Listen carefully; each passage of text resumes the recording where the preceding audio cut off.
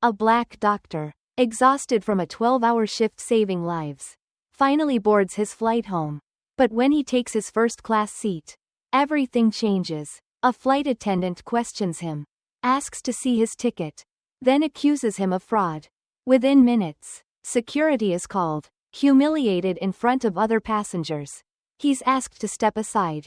What happens next shocks everyone and sets off a chain of events no one saw coming. Stay with me. This is a story you need to hear. Before we start, comment below and let us know where in the world you're watching from today. And if this story moves you, don't forget to subscribe for more. It all started on what should have been just an ordinary flight. Elijah Brooks knew the weight of a name. His mother had given it to him with purpose. Elijah, for the prophet; Brooks, for the river that carved its own way through stone. But names, like skin, carried meanings beyond what a mother could intend. He walked through Grand Central Station as he always did. Measured, steady, aware. The crowd moved around him in that familiar rhythm of the city. The rush of bodies, the clipped voices of men in suits, the easy laughter of tourists. And yet, even here, in this sea of movement, there were currents beneath the surface. Forces unseen but deeply felt. The little things. The way a woman clutched her purse tighter as he passed. The flicker of hesitation in a businessman's eyes when Elijah met his gaze. The security officer near the turnstiles who didn't seem to be watching anyone except him. Elijah had learned, long ago, how to let these moments pass through him without resistance. Like water around a stone. But today, they pressed against him, heavier than usual, clinging to his skin like damp air before a storm.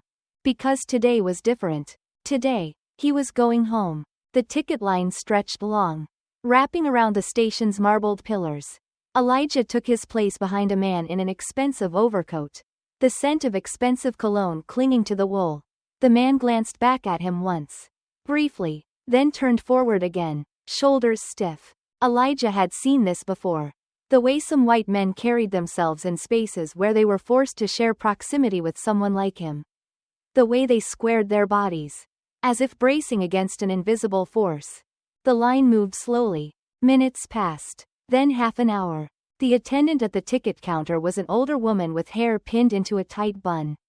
Her uniform crisp, her movements brisk. When it was finally Elijah's turn, she barely looked at him as she spoke. Next. Elijah stepped forward, sliding his ticket across the counter. She glanced at it, then at him. Something flickered across her face. Something small, something most people wouldn't notice. But Elijah noticed. "ID," she said. He hesitated. "I just watched you let two people through without checking theirs." The woman's expression didn't change. "ID," she repeated. A small silence stretched between them. The kind of silence that told 1,000 stories. All at once. The kind of silence that had followed him his whole life. Elijah reached into his wallet, pulled out his license, and slid it across the counter. She took it, examined it for longer than necessary, then handed it back. Next. And just like that, the moment was over. The man in the overcoat, now beside him, exhaled sharply, as if relieved that whatever had just happened had passed. Elijah picked up his ticket and walked toward the platform, feeling the weight of something he couldn't name pressing against his back. Not anger, not surprise, just the heavy, unshakable knowing. The train was already waiting, its steel frame gleaming under the station lights. Elijah boarded, moving down the narrow aisle, looking for his seat. It wasn't until he reached it, 5B, that he saw her. A white woman, mid-50s, dressed in a pearl-colored sweater and tailored slacks. Already seated in 5A. Her lips were painted in the kind of shade that never smudged. Her posture was perfect, her hands resting lightly on the expensive leather of her handbag. Elijah had seen that kind of woman before. She saw him too.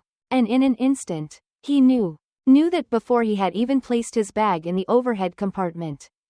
Before he had settled into his seat. Before he had spoken a single word. She had already made up her mind about him. Her back straightened, her fingers curled, just slightly, around her bag. She looked away, but not before he caught it. That flicker of something, discomfort, unease, the quiet, unspoken calculation of what it meant to share space with him. Elijah exhaled slowly. The train lurched forward. The ride had begun. And so had the weight of another journey entirely. The train rocked forward, easing its way out of Grand Central, the city retreating behind them in a blur of glass and steel. Inside the car, there was a stillness that didn't quite belong to the movement outside. A silence stretched too tight, held in place by the weight of unspoken things. Elijah settled into his seat, careful, as he always was, not to take up too much space. He had learned this skill over the years. How to fold himself into places that did not expect him. How to exit quietly enough that people might forget, for a little while, that he was there. The woman beside him, the one in pearl and polish, adjusted her handbag with slow, deliberate movements. It was a small thing. Something most people wouldn't have noticed. But Elijah did. He always did. The way she angled her body away. Just slightly. The way her fingers curled. Just barely. Around the handle of her bag. The way her eyes flickered toward the empty seat across the aisle. Considering. She didn't move. Not yet. But Elijah could feel it. Her discomfort. Sharp and silent. Pressing against the space between them. And that was the thing. Wasn't it? It was never about what people said. It was about what they did in the quiet moments. When they thought no one was watching. The conductor made his way down the aisle, pausing at each row, punching tickets with the mechanical rhythm of a man who had done this 1,000 times before. Tickets, he muttered, his voice flat, his eyes already moving past Elijah. Elijah handed him over, waiting. The conductor barely looked at him. A quick punch of the ticket. Then a nod. Simple. But then, "Ma'am," the conductor said, his tone shifting just slightly. Warming. Smoothing. "Everything all right here?" It was the way he said it. Not with concern, not with care, but with something else. Something subtle. Something sharp enough to cut. The woman, her pearl-white sweater pristine against the dark leather of the seat, glanced up, startled. "Oh, yes," she said, her voice too quick, too bright. "Everything's fine." And yet, in the moment before she spoke, Elijah had seen it. That flicker. That hesitation. As if, for just a second, she had considered saying something else. The conductor lingered, just long enough to make his presence known. Before moving on, the woman exhaled, a breath so soft it might have gone unnoticed if Elijah hadn't been listening. She was waiting for something. Waiting for him to reassure her. Perhaps, to say something light, something easy, something to make her feel as if this moment between them had never happened at all. But Elijah stayed silent, not out of anger, not out of resentment, but because he had learned, long ago, that silence had a power of its own. The city disappeared behind them, replaced by the rolling sprawl of the suburbs. Trees lined the tracks now, their branches reaching skyward, skeletal in the early spring air. Elijah closed his eyes, listening to the hum of the train, the quiet murmur of conversation around him. Somewhere behind them, a man was laughing, his voice deep and easy, spilling into the space around him without hesitation. Across the aisle, a young woman tapped at her phone, her face lit by the glow of the screen. And beside him, the woman in pearl sat stiff and silent, her presence a careful tension. She had a choice, Elijah realized. She could continue to sit there, spine straight, hands folded, pretending not to feel the weight of what had just passed between them. Or, she could move, and Elijah knew which one she was going to choose before she even reached for her bag. She stood suddenly, as if she had only just remembered something urgent. Something pressing. "I think I'll move over there," she said, gesturing vaguely toward the empty seat across the aisle. Her voice was light, almost casual, as if this was about nothing at all. As if she hadn't just made a decision that had been lingering in her since the moment she first saw him. She didn't look at Elijah when she stepped past him. Didn't offer an excuse, or an apology. Just gathered her things and walked away, leaving behind the space she had been so desperate to reclaim. And Elijah sat there, alone in his row now, staring out at the trees blurring past the window, feeling the absence of her presence settle into the seat beside him. It was a small thing. A quiet thing. But that was the thing about silence. It always spoke the loudest. The restaurant was not the kind of place that made a fuss. The lighting was soft, the music was subtle, and the voices that filled the space carried the hushed, unhurried cadence of people who had nothing to prove. Elijah arrived early. It was a habit, one he had learned young. When you were invited into spaces that did not expect you, it was best to be the first one there. It gave you time to observe, to understand the unspoken rules of the place before anyone had a chance to question whether you belonged. The hostess smiled at him. Polite, professional, but there was something in her expression. Something just beneath the surface. Are you waiting for someone?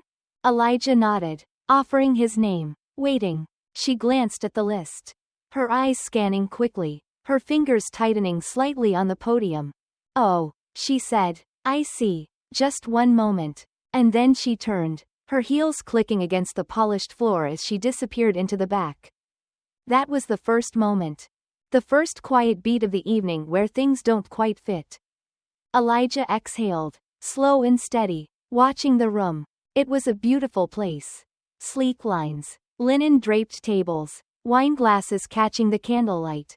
The kind of place where the waiters moved with precision. Where people spoke in low, knowing tones, their laughter easy and measured. It was also a place where he was the only black face in the room. That, in itself, was nothing new. He had spent his life in spaces like these, learning how to hold himself just so. Confident, but never threatening, poised, but never too at ease. Still, something about tonight felt different. The hostess returned, her expression carefully arranged. I'm so sorry, she said, with a smile that didn't quite reach her eyes. We seem to be having a mix-up with the reservation. Elijah raised an eyebrow. A mix-up? Yes, she said. It seems we don't have your party listed in the system. But we'd be happy to accommodate you at the bar while we sort this out. There it was. A small thing. A quiet thing. But a thing. Nonetheless. Elijah had seen it before. The slight delay. The sudden confusion. The careful redirect toward spaces that were easier to overlook. The bar. The waiting area. The places just outside the main room. Where no one had to think too hard about whether you belonged. He glanced at the tables around him. Half of them empty, their white tablecloths smooth and untouched. And then he smiled, slow and deliberate. That won't be necessary, he said. I'll wait here. The hostess hesitated, just for a second, before nodding. Of course, she said. One moment. Elijah watched as she disappeared again. This time slipping into the back with a kind of purpose that told him everything he needed to know. 15 minutes passed. The 20 people came in. People were seated. Glasses clinked. Silverware scraped against porcelain. The room moved on. And still, Elijah waited. He checked his watch once. Then twice. He saw the way the staff glanced at him. Their eyes flickering toward him and away. Quick and uncertain. And then, finally, Mr. Williams. A voice. Smooth. Rehearsed. Elijah turned. A man in a crisp black suit stood before him now. His hands folded in practiced apology. My name is Richard, he said. I'm the general manager here. I wanted to personally apologize for the delay. We had a slight oversight with the reservation. But I assure you, we have a table ready for you now. Elijah held his gaze. Funny thing, he said. I've been sitting here long enough to watch 3 different parties walk in and be seated without any trouble at all. A flicker in the man's expression. There and gone. I do apologize, he repeated, smoothly, as if repetition could make it true. Elijah let the silence stretch between them. And then, finally, he nodded. Lead the way. The table was good, near the window, away from the noise. And yet, as he sat, as he unfolded the linen napkin in his lap, he felt it, the weight of the thing that had just happened. A weight he had felt in boardrooms, in country clubs, in spaces designed to welcome everyone and yet somehow never quite welcoming him. It wasn't the refusal that stayed with him. It was the delay, the pause, the hesitation, the thing that said, you can be here, but only after we decide we are ready to let you in.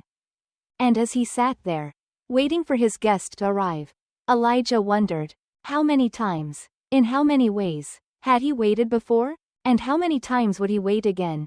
The letter arrived on a Wednesday. It was the kind of letter that changed the rhythm of the day. The kind that made you set your coffee down a little too carefully. That made your hands hesitate just a moment before tearing the envelope open. Elijah had been expecting it. Or maybe, expecting was the wrong word. Dreading was more accurate. He unfolded the paper slowly, smoothing it out on the kitchen table, letting his eyes settle on the words that had already made up their minds about him. We regret to inform you. That was how it started. They always started that way. It did not matter that he had spent years building the business from the ground up.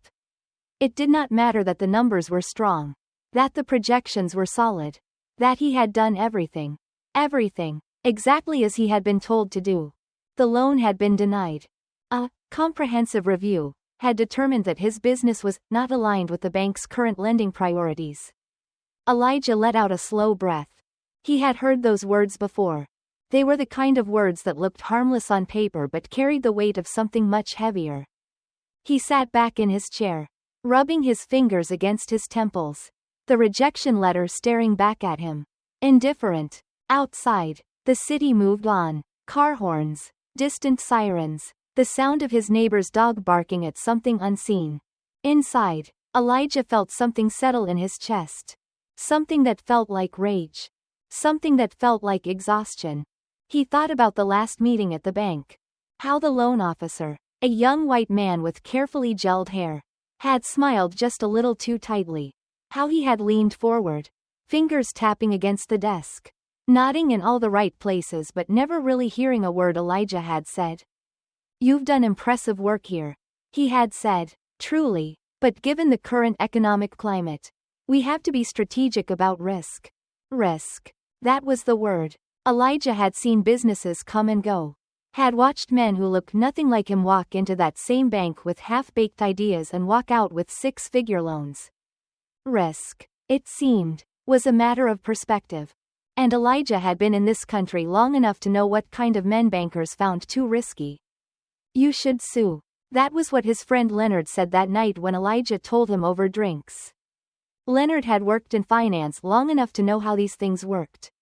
He had seen the numbers, had studied the patterns, but even as he said it, his tone was flat, because they both knew how that would go. "They'll say it was an internal decision," Elijah muttered. "A business choice. Nothing personal. Nothing provable," Leonard corrected. Elijah sighed, staring into his glass. That was the trick, wasn't it? That was always the trick. The kind of discrimination that left no bruises. The kind that came wrapped in polite words and corporate policies. The kind that let the world look at you and say, "Well, maybe you just weren't the right fit." He didn't sleep that night. Instead, he sat at his desk, staring at the rejection letter, running through his options. He could appeal. He could take the fight to another bank. Start the process all over again. Watch the same wary glances and hear the same measured reassurances. Or he could go another way. Something sharper. Something louder. The anger inside him was like a slow-moving storm, rolling in from the distance. Quiet but undeniable. Because here was the truth. The rejection letter wasn't just about the money. It was about the principle of the thing. It was about every door that had been closed before he had even reached it. It was about every boardroom, every interview, every restaurant where a hostess had hesitated just a second too long. It was about knowing, in his bones, that no matter how much he built, no matter how much he achieved, there would always be someone with a pen and a stamp who could decide, without ever saying it out loud, that he did not belong. And maybe tonight was the night he stopped asking for permission. Maybe tonight was the night he started making his own rules. He picked up his phone and dialed. The line rang twice before a familiar voice answered. "Leonard?" Elijah exhaled. "I need a lawyer." There were always rules. The kind of rules you never saw written down. The kind of rules that lived between the lines. Elijah knew them well. He had spent his life reading between the lines. The bank had sent another letter. This one came wrapped in legal jargon, thick with the weight of words designed to stall, to exhaust, to dissuade. After careful reconsideration, we regret to inform you. That was how it started. It always started that way. The same rejection, just dressed in different clothes. Elijah read the words slowly, rolling them around in his mind, feeling their edges. They were sharp in all the places that mattered, soft in all the places that would keep them from drawing blood. A masterpiece of plausible deniability. He had spent the last 2 weeks preparing, talking to lawyers, reviewing documents, gathering evidence that, deep down, he already knew would never be enough. Because what he was fighting wasn't just a denial letter. It was the weight of history, pressing against his back, whispering in his ear, "You know how this goes." It was the same fight his father had fought when they refused him a mortgage in a good neighborhood. It was the same fight his uncle had fought when he was passed over for a promotion in favor of a man half as qualified. And now it was his turn. "You should go to the press." That was what Leonard said over dinner one night. They don't care about lawsuits. But bad publicity? That makes them nervous. Elijah considered it. The thought of his face on the evening news, his name in headlines, his business laid bare for public scrutiny. There was power in that. But there was also risk. He had seen what happened to men who fought too loudly. Their names became stories people whispered about. Warnings passed around like cautionary tales. Fighting back was a gamble. And Elijah had spent his life learning which risks were worth taking. He set the letter down. He looked at his business. His business. The one he had built from nothing. The one that should have been enough. He thought about the men who walked into banks without second thoughts. The ones who never had to ask themselves if their presence would be questioned. And then he thought about Marcus and Zoe. His children. The ones who would grow up watching him. Learning from him. Carrying his lessons forward. What would he teach them if he let this go? The phone felt heavy in his hand. He dialed, his voice steady when the receptionist answered. "Yes," Elijah said, his decision made. "I'd like to speak to a reporter." There was something about the weight of a door. Not just any door. Not the kind that swings easily on its hinges, inviting you in. But the kind of door that makes itself known. The kind that stands between you and something you were told you could have. Until the moment you reached for it. Elijah stood at that door now. And he could feel the weight of it pressing against his chest before he even touched the handle. The receptionist had been polite. Too polite. The kind of politeness that was meant to put a man at ease just long enough for him to walk away quietly. "I'm sorry, sir, but the editor is in a meeting right now. If you leave your name, I'll be sure to pass along your message." She said it with the kind of smile that wasn't meant to be answered. Elijah had seen that smile before. It was the same one the teller at the bank had worn when she told him his loan application had been denied. The same one the hotel clerk had worn when he said there were no vacancies. While a white couple checked in at the counter beside him. The same one the police officer had worn when he asked Elijah if he lived in this neighborhood, while unlocking his own front door. That smile was a wall. And it was built to keep men like him out. "I'll wait," Elijah said. The receptionist hesitated. People like him weren't supposed to wait. They were supposed to take the hint, nod politely, and disappear. But Elijah had learned long ago that doors only opened when you refused to leave. So he sat. And he waited. And he watched as people walked in and out. Shaking hands. Making deals. Their conversations carrying the easy weight of certainty. That was what power looked like. It was never questioned. It never had to explain itself. Minutes stretched into an hour. Elijah didn't move. He could feel the receptionist's discomfort growing with each passing moment. The way she kept glancing at him out of the corner of her eye. The way her fingers tapped against the desk in a restless rhythm. Finally, she reached for the phone. Murmured something into the receiver. And moments later, a door at the end of the hall opened. Elijah Walker? The voice belonged to a man in a navy suit. A man who had built his career writing about injustice but had never had to live inside it. "Elijah Walker," he repeated, this time with a smile that didn't quite reach his eyes. "Come on in." Elijah rose to his feet. He could feel every eye in the room on him as he crossed the threshold. Because they all knew, whether they admitted it or not, that doors like this weren't meant to open for men like him. And yet, here he was. It had always been this way. A man like Elijah could walk into a room and feel, almost immediately, the measure of his welcome. It wasn't in the words they used. It was in the space they did. or did not, make for him. It was in the weight of their silence. Elijah had stepped into the editor's office prepared for the performance that had long since become second nature. Because that was what it was. A performance. The carefully measured tone, firm but not threatening. The steady gaze that held confidence. But never too much. The posture that carried authority. But never arrogance. He had perfected this balance. Because he knew the moment he misstepped. The moment he leaned too far into his own voice. They would call it something else. They would call it anger. And anger, when it came from a man like him, was never just anger. It was justified. It was proof of what they had already decided about him before he even spoke. "Mr. Walker," the editor said, sitting behind a polished desk that seemed too large for the small room. "I appreciate your patience." Elijah had heard that word before. Patience. A word that had been used to tell men like him to wait for rights that others had been born into. To wait for fairness that was always just out of reach. To wait, as if equality were a thing granted, rather than something taken. He sat down, folded his hands, and waited. The editor sighed, shifting a stack of papers on his desk.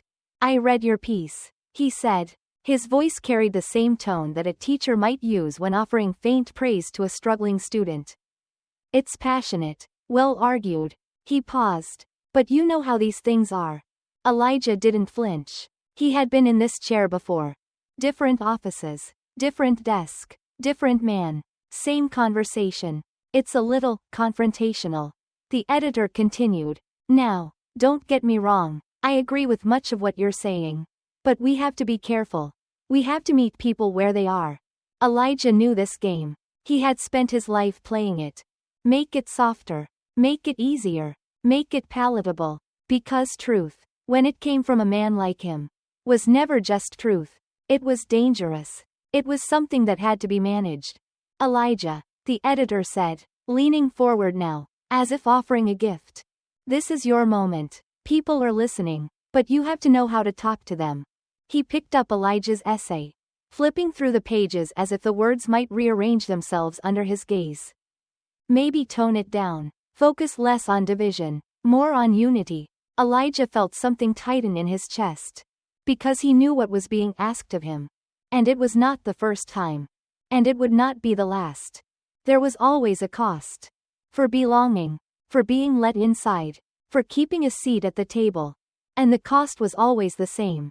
It was his voice. It was his truth. It was the very thing that had brought him here. And now, they wanted him to soften it. To sand down the edges. To make himself smaller. Elijah leaned back in his chair. Let the silence settle between them. Then, slowly, he reached for the papers on the editor's desk. Slid them back toward himself. Folded them neatly. And stood. The editor blinked. "Elijah," quote. But Elijah was already at the door. He paused. Turned. Met the man's gaze with something steady. Unshaken. "Maybe," he said, voice even. "This just isn't my moment after all." And then, without another word, he walked out. Because he had long since decided. If his voice had a cost, then it was a price he would not pay. It had been coming for a long time. Elijah had felt it building. Rising like water against a dam that could no longer hold.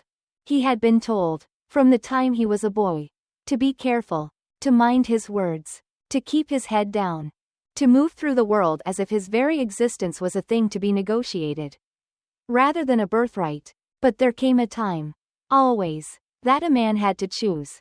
Not just what he would say, but who he would be. And Elijah knew, as he stood at the edge of the crowd that night, that his time had come. The street was filled with people. A sea of faces, dark and light, standing together in something that felt like rage, and sorrow, and hope, all at once. They had gathered because of what had happened to that boy. The one who had been walking home. The one who had been minding his own business. The one who would never make it home again.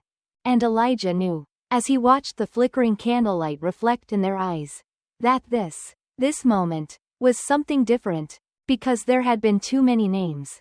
Too many times they had been told to wait. Too many times justice had been promised, but never delivered. A voice rose from the crowd. A woman, older, worn but unbroken, her voice steady as it carried through the night air.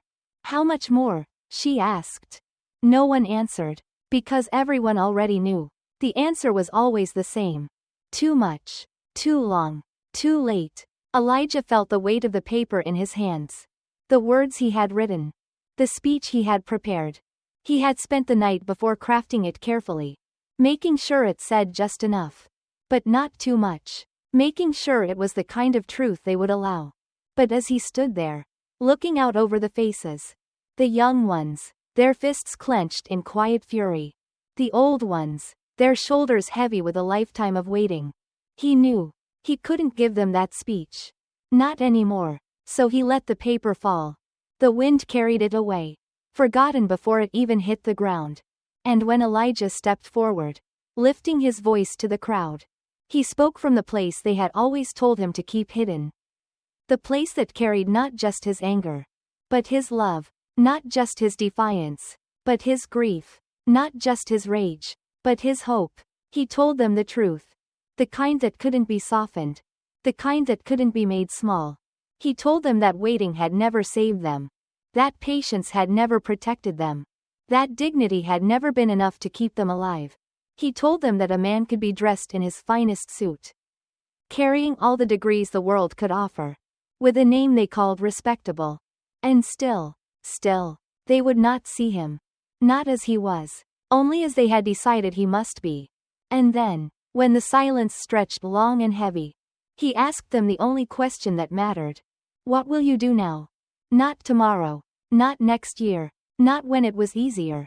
But now. Because history was full of the ones who had meant to act, but never did. The ones who had meant to speak, but stayed silent. The ones who had meant to stand, but waited for someone else to do it first. A murmur ran through the crowd. The kind that meant something was shifting. The kind that meant something had broken. And could never be put back together again. Because that was the thing about truth. Once you spoke it, you couldn't take it back. And once people heard it, they could never unhear it. Elijah stepped down from the platform. His heart steady. His choice made. He knew, even before the night ended, that he had crossed a line. After this, there would be no going back. No polite nods from men in high places. No quiet approvals from those who wanted justice. But only if it came wrapped in civility. No more pretending that the world would change. If only they were patient enough. A hand found him in the darkness. The old woman, her fingers wrapped around his like a benediction. She nodded, once, and whispered, "It's time." And Elijah, for the first time in his life, felt what it meant to be free.